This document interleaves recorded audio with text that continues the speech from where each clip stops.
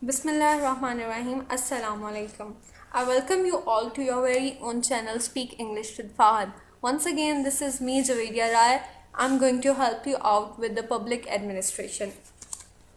ये हमारा लेक्चर 3 का लास्ट पार्ट है, पार्ट नंबर 3. आई होप आपको पहले दोनों लेक्चर्स क्लियर हो गए होंगे. और जो आज का लेक्चर है उसमें हमारा जो टॉपिक्स हैं वो democracy versus bureaucracy, politics versus administration, traditional versus new public management, last efficiency and equity. Okay तो सबसे पहले हम लोग पढ़ते हैं डेमोक्रेसी वर्सेस ब्यूरोक्रेसी. डेमोक्रेसी क्या होता है? डेमोक्रेसी इलेक्टेड होती है, मींस उसको इलेक्शन के ज़रिए हम लोग इलेक्ट करते हैं. ब्यूरोक्रेसी सिलेक्टेड होती है. सिलेक्टेड मींस हम लोग इसको मेरिट पे सिलेक्ट करते हैं, जैसे कि सीएसपी ऑफिसर्स को. डेमोक्रेसी क्या, ये मेक लॉ बनाती है, जबकि ब्यूरोक्रेसी इम्प्लीमेंट लॉ को फॉलो करती है. उसके बाद बात करते हैं डेमोक्रेसी लेस अकाउंटेबिलिटी, जबकि ब्यूरोक्रेसी स्ट्रिक्ट अकाउंटेबिलिटी है क्योंकि इनको अपनी जॉब बचानी होती है.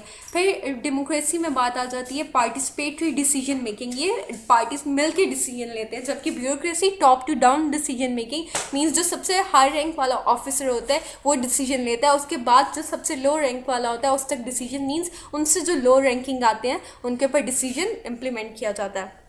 उसके बाद बात आती है डेवलपमेंट ऑफ इंडिविजुअल. ये सिर्फ जो डेमोक्रेसी है एक इंडिविजुअल की डेवलपमेंट होती है, जबकि जो ब्यूरोक्रेसी है डेवलपमेंट ऑफ ग्रुप, ये पूरे ग्रुप की डेवलपमेंट होती है.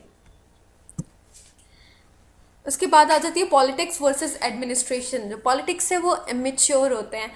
आई एम रियली सॉरी, मैं यहाँ पे किसी को भी पॉइंट आउट नहीं कर रही हूँ, ये एक जस्ट बात है कॉमन सी कि जो पॉलिटिक्स होते हैं वो इमेच्योर होते हैं, जबकि एडमिनिस्ट्रेशन की बात की जाए वो लोग प्रोफेशनल होते हैं. पॉलिटिक्स जो होते हैं नॉन टेक्निकल होते हैं, एडमिनिस्ट्रेशन जो होते हैं टेक्निकल होते हैं. जो पॉलिटिक्स होते हैं वो क्या होते हैं, पार्टिसन्स होते हैं, जबकि जो एडमिनिस्ट्रेशन होते हैं वो नॉन पार्टिसन्स होते हैं. उनको एडमिनिस्ट्रेशन का कोई लिंक नहीं होता विद प्रोवाइडेड डाटा. उसके बाद आ जाते हैं पॉलिटिशियंस जो होते हैं टेम्परेरी होते हैं, मीन्स आपको पता है 3 से 4 साल या हद 5 साल होती है इनकी, और जबकि एडमिनिस्ट्रेशन जो होती है परमानेंट होते हैं.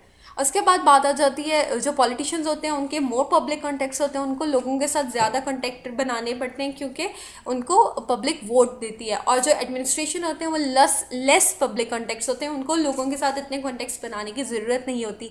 और जो पॉलिटिक्स होते हैं मोर लेजिस्लेटिव कॉन्टेक्ट्स, उनके काम वाले कॉन्टेक्ट्स भी ज़्यादा होते हैं, जबकि एडमिनिस्ट्रेशन के पास भी ऐसा कुछ नहीं होता, वो लेस लेजिस्लेटिव कॉन्टेक्ट्स होते हैं.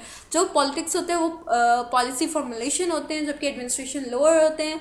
और उसके बाद पॉलिटिक्स की बात की जाए इन्फ्लुएंस बाय पॉपुलर, ये पॉपुलर होते हैं, जबकि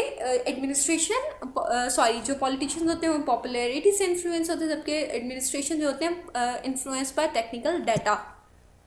उसके बाद है next traditional versus new public management. अब ट्रेडिशनल मैनेजमेंट की बात की जाए और पब्लिक मैनेजमेंट की बात की जाए, जो ट्रेडिशनल मैनेजमेंट थी बिफोर वर्ल्ड वॉर 1 की थी, और ये क्या कहते हैं प्राइवेट डोनर होते हैं इसके, और इसमें कोई भी जो आम शहरी है वो पार्टिसिपेट नहीं कर सकता था. ठीक है, एक्सक्लूसिव टास्क बाय गवर्नमेंट, इसको एक्सक्लूसिव टास्क मिलते थे गवर्नमेंट के ज़रिए.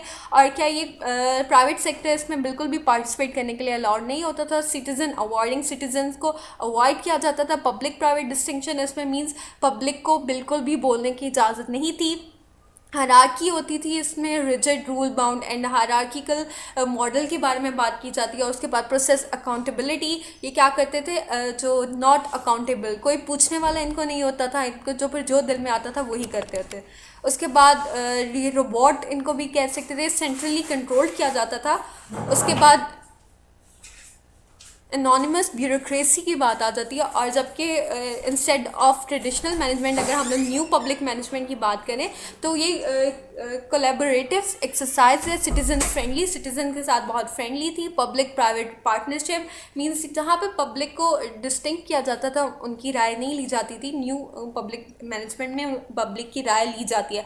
फ्लेक्सिबल ऑर्गेनाइजेशनल मॉडल, ठीक है, इनकी जो ऑर्गेनाइजेशन मॉडल वो बहुत फ्लेक्सिबल होती थी. फिर रिजल्ट अकाउंटेबिलिटी, इसको रिजल्ट को मद्देनज़र रखा जाता था. उसके बाद है अकाउंटेबल ब्यूरोक्रेसी, इसकी ब्यूरोक्रेसी भी अकाउंटेबल होती है. नेक्स्ट है एम्फेसिस ऑन रेशनैलिटी, ठीक है, और इधर बाउंडेड रेशनैलिटी होती थी, जबकि बाउंड कर दिया जाता था.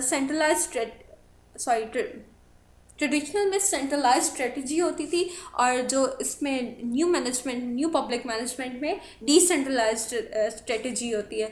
पॉलिटिक्स एडमिनिस्ट्रेशन इन डायकोटॉमी और पॉलिटिक्स एडमिनिस्ट्रेशन कॉन्फ्लुएंस। उसके बाद focus on structure and process, इस बात पे फोकस किया जाता था कि कैसा स्ट्रक्चर है, सिर्फ वो स्ट्रक्चर को मद्देनजर रखते हुए आपने काम करने। मीन्स अगर हम लोग इसमें मैथ की एग्जांपल लें कि जो मैथ है, अगर आपके पास 2 या 3 फार्मूला से एक क्वेश्चन सॉल्व होता है और सर आपको जो एग्जामिनर है वो बाउंड कर देते हैं सिर्फ और सिर्फ एक फार्मूला से आपको उसको सॉल्व करना है। जबकि जो न्यू मैनेजमेंट वो focus on performance and result, कि आप कैसी परफॉर्मेंस देते हो, चाहे मेथड आपका कोई भी हो, स्ट्रक्चर आपका कोई भी हो, उसको रिजल्ट चाहिए, उसको परफॉर्मेंस चाहिए। इसके बाद जो ट्रेडिशनल है वो एफिशिएंसी को फोकस करती थी, जबकि जो न्यू है वो क्या करती है, एफिशिएंसी एंड इफेक्टिवनेस पे, और जो सिटीजन्स को एक आम शहरी लेते थे, जबकि जो न्यू मैनेजमेंट है वो सिटीजन्स को एज अ कस्टमर ट्रीट करती है। ओके, तो नेक्स्ट है हमारे पास efficiency. Efficiency is the ability to do something or produce something without wasting materials, time or energy, or it is quality or degree of being efficient. अगर हम लोग efficiency की बात करें तो efficiency क्या है, ये एक ऐसी ability है किसी कुछ करने की, और प्रोड्यूस समथिंग या कोई चीज़ प्रोड्यूस करने की विदाउट वेस्टिंग मटेरियल, किसी भी मटेरियल को वेस्ट किए बगैर, टाइम, और जैसे कि टाइम और एनर्जी, टाइम ज़ाया किए बगैर, एनर्जी ज़ाया किए बगैर, और इट इज़ क्वालिटी और डिग्री ऑफ बीइंग एफिशिएंट, या ये क्वालिटी है बीइंग एफिशिएंट होने की। It is a measurable concept that can be determined by determining the ratio of useful output to total input. ये क्या एक मेजरेबल कॉन्सेप्ट है, इसको मेजर किया जा सकता है। It minimize the waste of resources such as physical material, energy and time. ये क्या कर देता है, मिनिमाइज कर देता है रिसोर्सेज को, वेस्ट को। उसके बाद efficiency and it's achievement is one of the imperative of public administration. ये एक अहम हिस्सा है पब्लिक एडमिनिस्ट्रेशन का। Public administration is traditionally grounded in the achievement of efficiency. अच्छा, जो पब्लिक एडमिनिस्ट्रेशन है उसकी ट्रेडिशनली ग्राउंडेड है किसमें, उसकी अचीवमेंट जो है एफिशिएंसी पे बेस करती है, in the pursuance of goals related to provision of public goods and services. अच्छा, उसके बाद है हमारे पास इक्विटी। इक्विटी की बात की जाए, equity is a body of rules, ये रूल्स के ऊपर बेस्ड है, एंड कस्टम्स बेस्ड, और कस्टम्स बेस्ड है on general principles of fair play, कि आप लोग कैसे फेयर चल सकते हो, rather than on common law और statutory law. Rather than means कोई कॉमन लॉ के ऊपर डिपेंड नहीं करती। It derive from a concept of social justice, इसको डिराइव किया गया एक कॉन्सेप्ट है जो सोशल जस्टिस है। इट रिप्रेजेंट्स अ बिलीफ, ये एक बिलीफ है that there are some things which people should have, जिनको लोगों को पता होना चाहिए। देयर आर बेसिक नीड्स, और कुछ ऐसी basic needs and that should be fulfilled, जिनको पूरा होना चाहिए।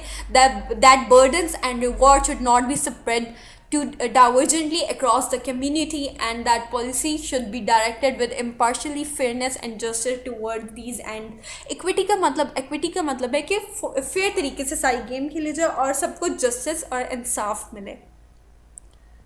आई होप आपको आज का लेक्चर क्लियर हो गया होगा। इंशाल्लाह आपको ये तीनों लेक्चर्स क्लियर हो गए। अब मैं डाटा भी इसका शेयर कर दूँगी। Thank you so much for watching my videos. Take care. अल्लाह हाफिज़।